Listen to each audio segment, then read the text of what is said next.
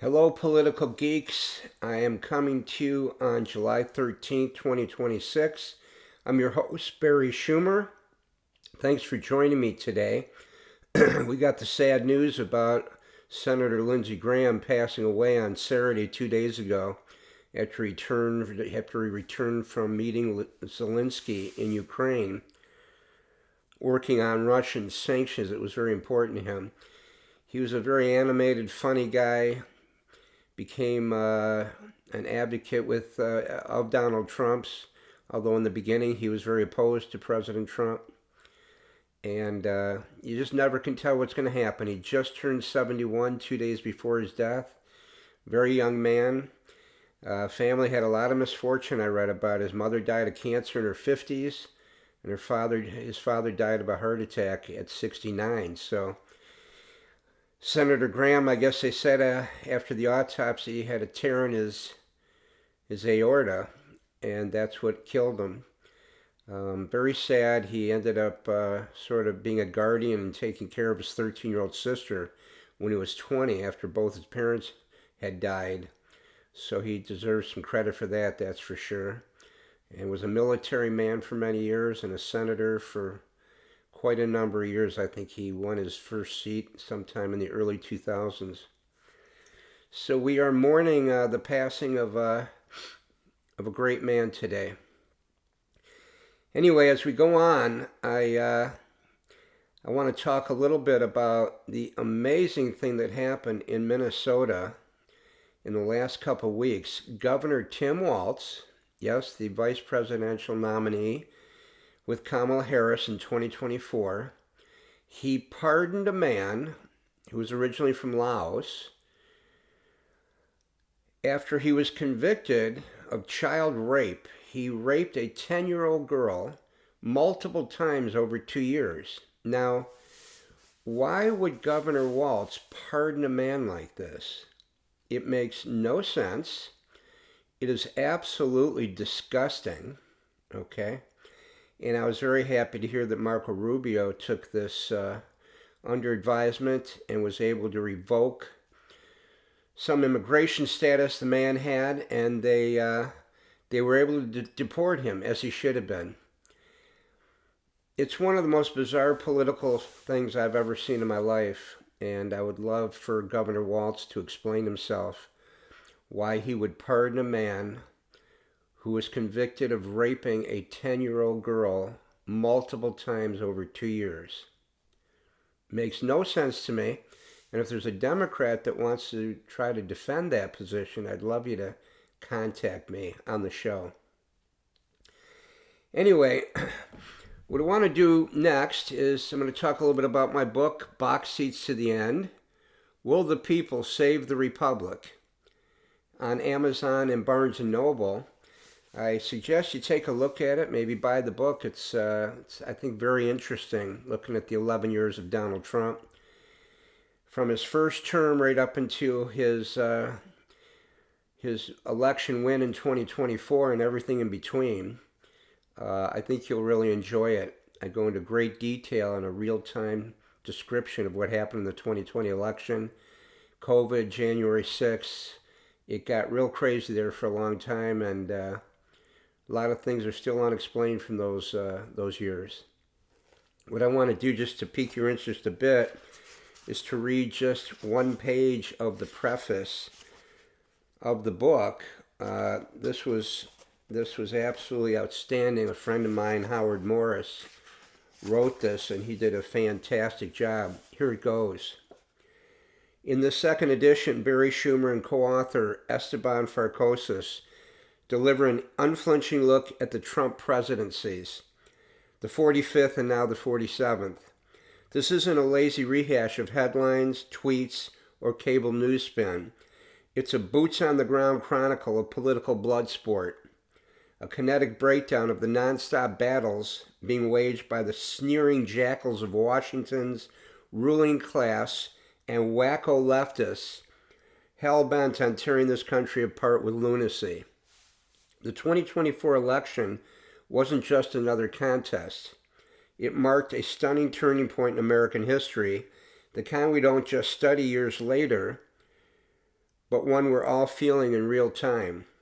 After 4 years of ideological madness, DEI quotas replacing merit, transgender extremism, tolerance for anti-Semitic violence, energy surrender, and staggering mismanagement at every level, America is back, and yes, we're winning again.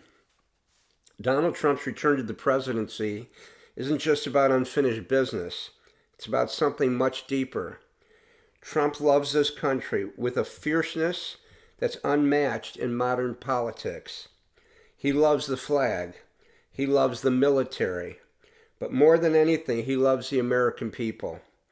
All of us. The assembly line workers in Detroit, the steel workers in Pittsburgh, the beautiful clean coal miners in deep West Virginia, entrepreneurs mortgaging their homes on a dream, the military soldier, the innovators in AI, builders of a new generation of nuclear power, and the billionaires reshoring chip manufacturing. He doesn't care where you come from, what color your skin is, or what your status is. His energy, his drive, his relentless lunge into the complexities of governance are fueled by genuine and extraordinary patriotism. Those of you that like the president are going to love this book, so I suggest you take a look at it. Available again on Amazon and Barnes & Noble. Now the rest of the show I'm going to dedicate to a brief review of a book, an alarming book that I read many years ago. And here is this small book, The Coming Insurrection, written by the Invisible Committee. And it was written in 2009 from people in Europe, I believe somewhere near France. And I go over this because the people that are supporting Democratic Socialists of America should know, and many don't know these things. They do not understand communism philosophy, the history of communism in the world, the number of people that were murdered or starved under communism. And I think you better start really thinking about this before you commit to this radical left party. These people wrote this book, and it is the darkest, most nihilistic thing I have ever read. Many of the sections you actually got shivers and chills running through you of how dark it was and how the people writing this sound like completely miserable, angry, hateful people that can't stand their lives. And you'll know what I mean when I start reading you some of these lines. I've just plucked some of the lines out of the book, the ones that I thought were most relevant. I'm going to split this up in 2 episodes because there's too much to go over in 1 episode. I don't want it to be that long. So here we go. I'm going to start with number 1. Everyone agrees it's about to explode. Everywhere, a new idea of communism is to be elaborated. The fiction of the individual has decomposed at the same speed that it was becoming real. We are at war with the very idea of man. Think about that. We are at war with the very idea of man and humanity. Everyone agrees that things can only get worse. The future has no future. Well, that's a pretty dark thought, pretty nihilistic thought.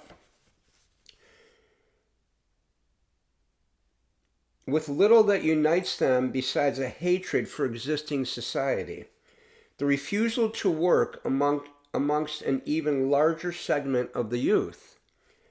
The more I want to be me, the more I feel an emptiness. This theme of emptiness, unhappiness, is throughout this book. And I have to tell you, ladies and gentlemen, that what's described in this book from 2009, which is 17 years ago, is exactly what has come to America over the last 20 years. So this is actually happening real time right now. People that believe this and want to completely destroy the United States of America. The family only exists as a family, that is, as a hell for those who have quit trying to alter its debilitating mechanisms. Communists hate the family. Torn from any belonging, we are no longer from anywhere. So these people are clearly lost when they make statements like this. To enact vengeance on what we should all avenge. They are filled with hatred and rage. Frenchman, the fact that he has resigned himself to being crushed, it was about time that fuck the police replaced yes sir, officer. Social subversion means becoming autonomous, could just as easily mean learning to fight in the street, to occupy empty houses, to cease working, to love each other madly, and to shoplift. Well, that's a good strategy for life. While welfare checks and drug dealing were the only guarantees. The horror of work is less in the work itself than in the methodical ravaging. Yet, our desert island is civilization itself, and there are billions of us continuously washing up on it. With 10,000 people, the largest economic power in the world can be brought to its knees. This should remind you of what's happened in the United States with Antifa, with Black Lives Matter, with other radical groups that were burning our cities to the ground because they want anything related to government to be destroyed. The attacks on police officers and most recently ICE. This is exactly what they're talking about in these lines. But here we are. We've drained our supply of delusions. We've hit rock bottom and are totally broke or buried in debt. All those struck by this strange mass detachment. Mass detachment, again, a nihilistic, dark concept of these people not feeling connected to anything in life. It is common sense now to see progress as synonymous with disaster. Well, that's a bit strange. We've become neighbors in a planetary board meeting. It's hard to imagine a more complete hell. The way these people talk about life and society, their lives are hell, they hate life, and they want to take it out on somebody. And they want to blow up the system. They hired our parents to destroy the world, and now they'd like to put us to work rebuilding it and to add insult to injury at a profit. The P word, the evil P word, profit, totally against communism, you see. Be grateful one day for a guaranteed universal income, but only at the price of an entirely therapeutic existence, or in other words, utopia. We're building a civilized space here. There's nothing more to say. Everything has to be destroyed. All competing to see who could best spit in the face of civilization. The West has survived all the prophecies of its collapse. Communists want the West, and particularly the United States, to collapse. There's a clinically dead civilization kept alive by all sorts of life support machines that spread a peculiar plague into the planet's atmosphere. To see what we're facing is not the crisis of a society, but the extinction of a civilization. It is within this reality that we must choose sides. Nothing appears less likely than an insurrection, but nothing is more necessary. The communists, many radical left people talk about the insurrection on January 6th. These people are talking about very serious insurrection and complete overthrow of the United States government. What's strange isn't that people are attuned to each other, form communes, but that they remain separated. Why shouldn't communes proliferate everywhere, in every factory, every street, every village, and every school? Now, if we look at the definition of a commune, it is an intentional community where people share property, income, and responsibilities. And interesting, the word commune expanded becomes communist. Okay? A communist is a supporter of communism, a political and economic ideology advocating for a classless, stateless society where all property and wealth are communally owned. The philosophy, rooted in Karl Marx's The Communist Manifesto, seeks to replace capitalism with a system where resources are distributed based on individual need. And the Communist Manifesto, according to Marx, from those according to ability to those according to need. This is the current battle in the United States today. When we look at Mondami's victory in New York and his leading role now in the Democratic Party, 3 other Democratic socialists that won in New York recently, another person in Colorado, what happened with Plattner, even though he's out of the race now, and El Sayed, who's running for senator as a Democratic Socialist in Michigan, they are gaining traction. And again, the famous author Ayn Rand, who was born in the early 1900s, she was born in Russia, and a famous conservative author, she said some interesting things. She said, socialism and communism are basically the same thing. In communism, they use violence to control people. In socialism, they use voting to control people. And both socialism and communism are similar to murder and suicide. They both end up resulting in death. And I thought that was a pretty interesting statement by Ayn Rand. They might call themselves Democratic Socialists of America to get your votes and to get in office, but clearly, when they get in office, they are pure communists, just like President Trump recently said. So you need to wake up, America, even though you want to go against the establishment, against traditional society, what's worked in this country for most of 250 years. Be careful what you wish for, because communism would destroy this country. And there's a major effort for communists from Europe, from this book, The Coming Insurrection, by the Invisible Committee, to do just that. Anyway, that is my podcast for tonight. Please join me for the next one. I really appreciate it if you would subscribe to the channel. I need to get this going. I need to get some people subscribing. If you like what you're hearing, please hit like and maybe share with your friends. And take a look at my book again, Box Seats to the End, Will the People Save the Republic? I think you'll love it.